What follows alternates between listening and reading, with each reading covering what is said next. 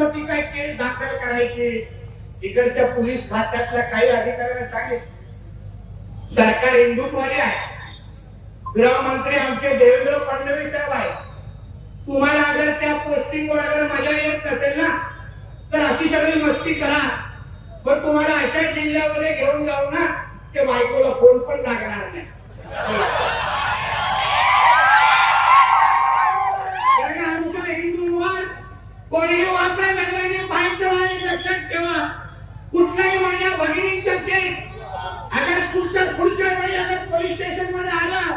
आणि ती पहिल्या अर्ध्या तासामध्ये अगर ती केस दाखल झाली नाही ना तर 3 तासात नितेश राणे तुमच्या पोलीस स्टेशन मध्ये येऊन धिंगाणा घालेल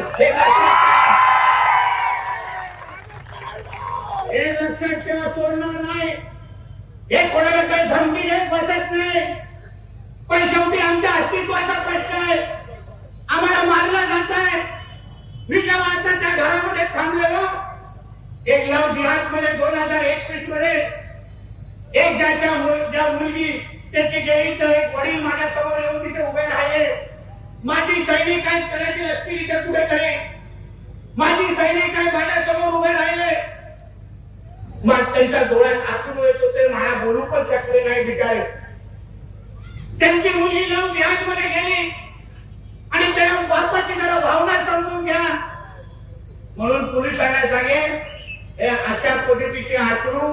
परत माझ्या इकडच्या कुठल्याही हिंदूच्या मुलीच्या वडिलांच्या डोळ्यातून आले तर त्याच्यापेक्षा दुप्पट आसरू तुमच्याकडून डोळ्यातून काढण्याची गॅरंटी मी इथे तुम्हाला देऊन जा मी काही गप्प बसायला असणार नाही आमचं काय फक्त निवेदनापुरता मी काय माणूस नाही आणि ही भाषा मला येत पण नाही निवेदनात आपला डायरेक्ट कार्यक्रम